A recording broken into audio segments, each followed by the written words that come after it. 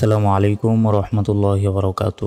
আজকের ভিডিওতে সূরা হাশরের শেষ 3 আয়াত আপনাদের সহি শুদ্ধভাবে বানান করে শেখাবো এবং সেই সাথে সূরা হাশরের শেষ 3 আয়াত কেন এত গুরুত্বপূর্ণ সেটিও জানাবো। তো এটি শেখার পূর্বে কেন এত গুরুত্বপূর্ণ চলুন আগে একটু সেটা জেনে নিই। দেখুন, সূরা হাশরের শেষ 3 আয়াতের ফজিলত রাসূল সাল্লাল্লাহু আলাইহি ওয়াসাল্লাম বলেছেন, যে ব্যক্তি সকালে 3 বার আউযু বিল্লাহিস সামিউল আলিম মিনাশ শাইতানির রাজিম এইটা সহ সূরা হাশরের এই শেষ 3 আয়াত পাঠ করবে, তার জন্য আল্লাহ তাআলা ৭০,০০০ রহমতের ফেরেশতা নিয়োগ করবেন। সুবহানাল্লাহ। এবং সেই ফেরেশতারা সকাল থেকে সন্ধ্যা পর্যন্ত তার উপর আল্লাহর রহমত প্রেরণ করতেই থাকবে। আবার যদি ওই দিন সে ব্যক্তি মৃত্যুবরণ করে তবে সে শাহাদতের মর্যাদা লাভ করবে। আর যে ব্যক্তি সন্ধ্যার সময় এই আয়াতগুলো পাঠ করবে তার জন্য আল্লাহ তাআলা ৭০,০০০ রহমতের ফেরেশতা নিয়োগ করবেন, যারা তার উপর সকাল হওয়া পর্যন্ত তার রহমত প্রেরণ করতেই থাকবে। আর যদি ওই রাতে সে ব্যক্তি মৃত্যুবরণ করে তবে সে শাহাদতের মর্যাদা লাভ করবে। সুবহানাল্লাহ। প্রিয় দর্শক, তাহলে আমরা বুঝতে পারলাম যে সূরা হাশরের এই শেষ 3 আয়াতের ফজিলত কিন্তু অনেক বেশি। তাই এটি আপনারা পাঠ করার চেষ্টা করবেন। যাদের মুখস্থ নাই দেখে দেখে পড়লে হবে, কিন্তু সহি শুদ্ধভাবে পড়তে হবে। তো দেখুন কিভাবে আমরা সহিভাবে পড়ব। বিসমিল্লাহির রহমানির রহিম। হুয়াল্লাহুল্লাযী লা ইলাহা ইল্লা হু। হাফেজ হু ওয়ালাম জবর ওয়াল হুয়াল লাম খারাজুবাল্লাহ হালাম পেশহুল হু আল্লাহুল লাম জবল্লা জাল ইয়াজি লাযী। এখানে জাল অক্ষর জিহ্বা বের করে উচ্চারণ করবেন। লাম আলিফ জবল্লা 3 সেকেন্ড টান হবে। হামজাজের ই লাম খারাজুবাল্লা হাজবর হা ইলাহা। হামজা লামজের ইল লাম আলিফ জবল্লা ইল্লা হাফেজ হু ওয়াজবর ওয়া হুয়া থামলে হু। হুয়াল্লাহুল্লাযী লা ইলাহা ইল্লা হু। আইন খারা জবর আ লাম জেল্লি মিম লাম পেশমুল আলিমুল গয়নিয়া জবর গয় বাজের বি গয়বি ওয়াও শিন জবর ওয়া শিন জবর শাহ হালিফ জবর হা দাল জবর দা তাজেতি শাহাদাতি। এখানে থামলে গোল তার উচ্চারণ হবে না, এখানে ছোট আর উচ্চারণ হবে। ওয়াশশাহাদা আলিমুল গায়বি ওয়াশশাহাদা। হাফেজ হু ওয়াও র জবর ওয়ার হু আর রহ জবর রহ মিম খারা জবর মা নুন র পেশ নূর রহমানুর র জবর র হায়াজের হাই মিম পেশ মু রহিমু থামলে রহিম।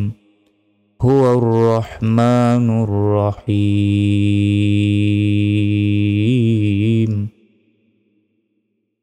হাফেজ হু ওয়ালাম জবর ওয়াল হুয়াল লাম খারাজিবাল্লাহ হালাম পেশহুল হুয়াল্লাহুল লাম জবল্লা জালিয়া জেজি লাযী লাম আলিফ জবল্লা হামজাজের ই লাম খারাজিবাল্লাহ হাজবর হা ইলাহা। হামজা লামজের ইল লাম আলিফ জবল্লা ইল্লা হাফেজ হু ওয়াজবর ওয়া হুয়া থামলে হু। হুয়াল্লাহুল্লাযী লা ইলাহা ইল্লা হু। হামজা লাম জবর আল মিম জবর মা লাম জিল্লি কাফ লাম পেশ কুল আল মালিকুল কফ দাল পেশ কুদ্দাল ওয়া পেশ দু সিন সিন পেশ সুস কুদ্দুসুস সিন জবর সা লাম খারা জবর লা মিম লাম পেশ মুল সালামুল মিম হামজা পেশ মু মিম জের মি নুন লাম পেশ নুল মুমিনুল মিম পেশ মু হাই আজবর হাই মিম জের মি নুন লাম পেশ নুল মুহাইমিনুল। আইন জবর আয়া জায়াজে জি জা পেশ জু আজিজু থামলে আজিজ। 3 সেকেন্ড টান হবে যদি থামি। আল মালিকুল কুদ্দুসুস সালামুল মুমিনুল মুহাইমিনুল আজিজ।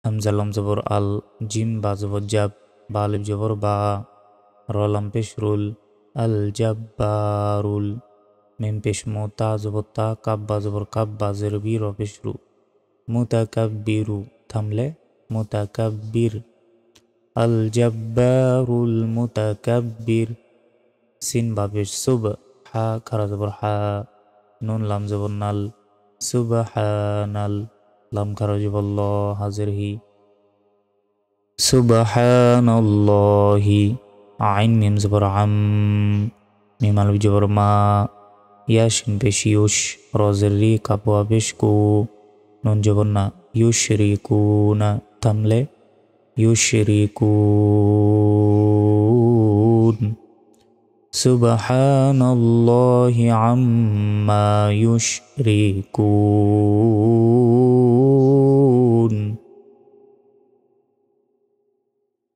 হাফেশ হু আলম জবর ওয়াল হুয়াল লাম খারা জবর ল হালাম পেশ হুল হু আল্লাহুল খালিফ জবর খ লাম জেল্লি কফ লাম পেশ কুল খালিকুল বালিফ জবর বা রজের রি হামজা লাম পেশ উল বারিউল মিম পেশ মো সদ ওয়াও জবর সাও ওয়াও জের উই র পেশ রু মুসাউইরু লাম জবর লাহ লাম পেশ হুল লাহুল হামজা সিন জবর আস মিম আলিফ জবর মা হামজা লাম পেশ উল আসমাউল হাসিন পেশ হুসনুন খারা জবর না হুসনা হুয়াল্লাহুল খালিকুল বারিউল মুসাউউইরু লাহুল আসমাউল হুসনা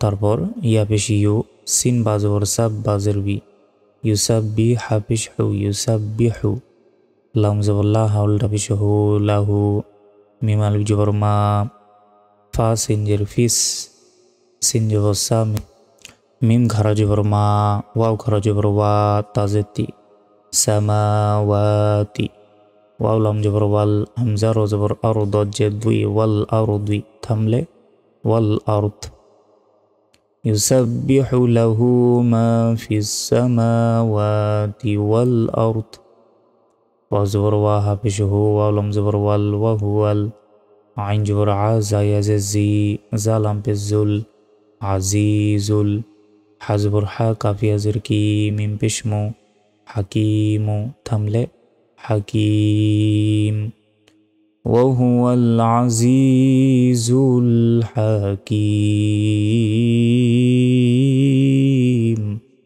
প্রিয় দর্শক, এতক্ষণ আমরা সূরা হাশরের শেষ 3 আয়াত বানান করে আপনাদেরকে পড়িয়েছি। তো এখন আমি কয়েকবার রিডিং বলে দিচ্ছি, আপনারা এভাবেই মুখস্থ রাখবেন সূরা হাশরের শেষ 3 আয়াত।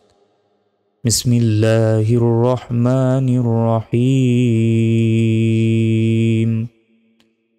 হুয়াল্লাহুল্লাযী লা ইলাহা ইল্লাহু আলিমুল গায়বি ওয়াশ শাহাদা والرحمن الرحيم. هو الله الذي لا إله إلا هو الملك القدوس السلام المؤمن المهيمن العزيز الجبار المتكبر سبحان الله عما يشركون.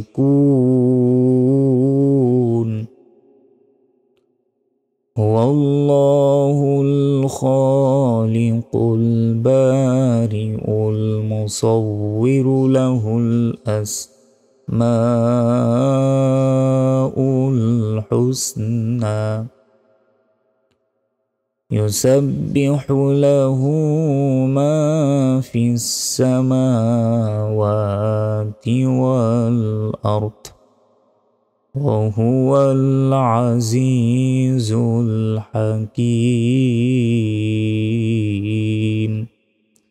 بسم الله الرحمن الرحيم. هو الله الذي لا إله إلا هو عالم الغيب والشهادة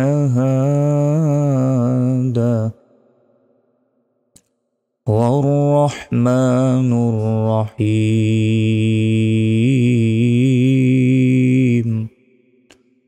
هو الله الذي لا إله إلا هو الملك القدوس السلام المؤمن المهيمن العزيز الجبار المتكبر سبحان الله عما يشركون.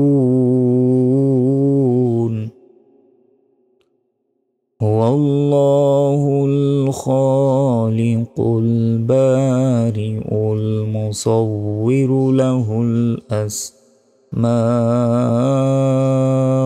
الحسنى يسبح له ما في السماوات والأرض وهو العزيز الحكيم. بسم الله الرحمن الرحيم. هو الله الذي لا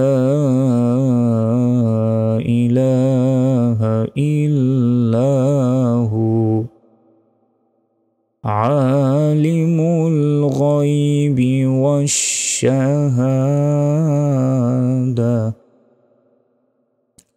والرحمن الرحيم. هو الله الذي لا إله إلا هو الملك القدوس السلام المؤمن المهيمن العزيز الجبار المتكبر سبحان الله عما يشركون. هو الله الخالق البارئ المصور له الأسماء الحسنى يسبح له ما في السماوات والأرض وهو العزيز الحكيم. সুপ্রিয় দর্শক শ্রোতা, আমাদের আজকের ক্লাসটি পর্যন্ত। আশা করি বুঝতে পেরেছেন যে এই সূরা হাশরের শেষ 3 আয়াত আমরা কীভাবে সহিষ্ণুভাবে পড়ব। তো এটি আপনারা নিয়মিত পড়ার চেষ্টা করবেন, অনেক ফজিলত রয়েছে এটাতে। তো পরবর্তী ভিডিওগুলো অবশ্যই দেখবেন। আজকের মতো পর্যন্ত। আসসালামু আলাইকুম রহমতুল্লাহি বারাকাতুহু।